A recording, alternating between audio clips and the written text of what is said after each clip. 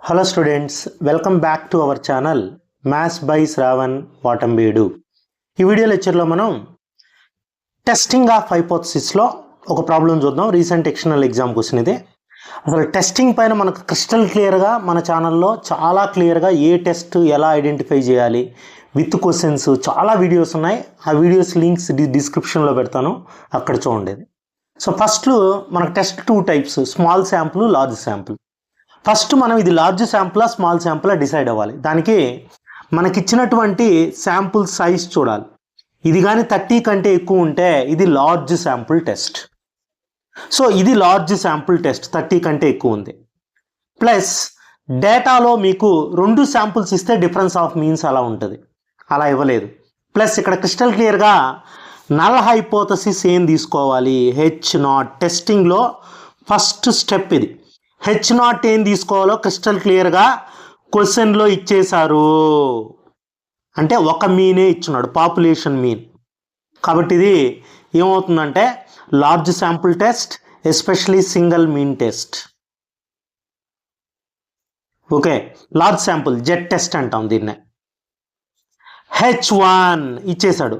Alternative hypothesis కూడా mu greater than, ఇలా greater than less than ఇస్తే అది వన్ టైలు. ఒకవేళ గ్రేటర్ దానా లెస్ దానా ఇవ్వకపోతే నాట్ ఈక్వల్ టు తీసుకుంటాం, అది 2 టైల్ టెస్ట్ అవుతుంది. 1 టైలా 2 టైలా కన్ఫామ్గా ఐడెంటిఫై చేయాలి, ఇలా ఈజీగా ఐడెంటిఫై చేయొచ్చు. తర్వాత లెవెల్ ఆఫ్ సిగ్నిఫికెన్స్ అంటే ఆల్ఫా వాల్యూ ఇచ్చున్నాడు, ఎంతంట 0.05 అని ఇచ్చేసాడు క్వశ్చన్లో. సో 0.05 5%. టెస్ట్ స్టాటిస్టిక్ ఇక్కడ ఫార్ములా వస్తుంది. ఈ ఫార్ములాని ఐడెంటిఫై చేయడానికి మీరేం చేస్తారంటే గివన్ డేటా రాసుకుంటారు.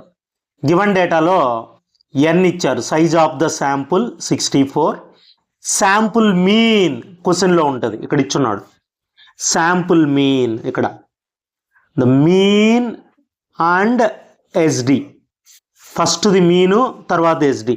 అంటే ఎక్స్ బార్ వచ్చి 1.038, ఎస్డి అంటే సిగ్మా స్టాండర్డ్ డీవియేషన్ 0.146. క్వశ్చన్లోనే మ్యూ ఎంతో ఇచ్చేశాడు.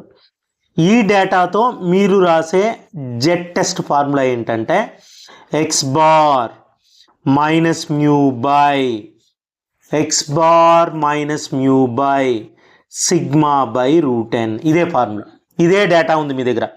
ఎక్స్ బార్ ఎంత 1.038, మ్యూ వచ్చి 1 by sigma 0.146 by square root of 64. మీరు ఎలా రాశారో అలానే క్యాల్సిలో టైప్ చేయండి.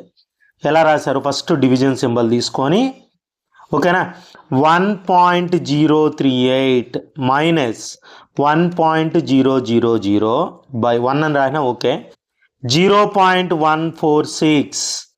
కింద మళ్ళీ డినామినేటర్లో మనకు డివిజన్ ఉంది కాబట్టి మళ్ళీ డినామినేటర్లో ఈ డివిజన్ తీసుకొని 0.146 బై స్క్వేర్ రూట్ ఆఫ్ 64. ఏ మాత్రం ఒక్క డెసిమల్ మీరు మిస్టేక్ కొట్టినా ఆన్సర్ రాదు. ఈక్వల్ టు కొడితే ఇలా వస్తుంది, S2D నొక్కారంటే 2.082. సో ఇది జెడ్ క్యాలిక్యులేటెడ్ అంటారు. నేను జెడ్ టెస్ట్ గురించి చెప్పేటప్పుడు జెడ్ టేబుల్ చెప్పున్నాను. ఎలా చెప్పున్నానంటే ఆల్ఫా వాల్యూస్ని బట్టి, ఆల్ఫా 5%, 1%, 2%, 10% అని ఉంటుంది. 2 టైల్ అనుకోండి, మీరేం చేయొచ్చు అంటే డైరెక్ట్ వాల్యూ 1.96, 2.58, 2.33 ఇవి స్టాండర్డ్ వాల్యూస్ బై యాడ్ చేయాలి. 5%కి, 1%కి, 2%కి, 10%కి. అదే 1 టైల్ టెస్ట్ చేసేటప్పుడు 2 ఆల్ఫా డబుల్ చేసి తీసుకోవాలి. 5%కి 10% వాల్యూ రాయాలి, 1%కి 2% వాల్యూ రాయాలి. ఈ 1 టైల్లో ఈ 2 ఉండవు. సో ఇప్పుడు మనది 5% టెస్ట్ వచ్చి 1 టైల్, క్లియర్గా 1 టైల్ అని రాస్తున్నాం మనం. టెస్ట్ 1 టైల్, ఆల్ఫా వచ్చి 5%. 1 టైల్ 5% అంటే 1.645 Z alpha value. Z calculated ఎంత 2.082. సో ఇది జెడ్ టేబుల్ వాల్యూ అంటాం. ఇది జెడ్ క్యాలిక్యులేటెడ్, ఇది జెడ్ టేబుల్ వాల్యూస్. ఇక్కడ నేను రాసుండేది జెడ్ క్యాలిక్యులేటెడ్. ఇప్పుడు మనకేమొచ్చింది, Z calculated modulus Z calculated greater than Z table. Calculated value table value కంటే పెద్దగా ఉంటే నల్ హైపోథసిస్ని రిజెక్ట్ చేస్తాము. రిజెక్ట్ నల్ హైపోథసిస్, అది ఆన్సర్ H0. అంటే యాక్సెప్ట్ H1 అని. అంటే మన ఆన్సర్ ఏంటంటే మ్యూ గ్రేటర్ దాన్ 1.00 అనేది కరెక్టు.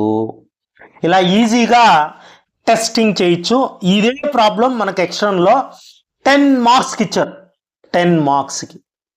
కాబట్టి ఆ టెస్టింగ్ డిస్క్రిప్షన్లో లింక్ ఇస్తాను, నీట్గా ప్రిపేర్ అవ్వండి. ఈజీగా ఏ ప్రాబ్లం వచ్చినా టెస్టింగ్లో మీరు వేయగలుగుతారు, నాది గ్యారంటీ. అది నేను వీడియో నచ్చినట్లయితే లైక్ చేయండి, షేర్ చేయండి.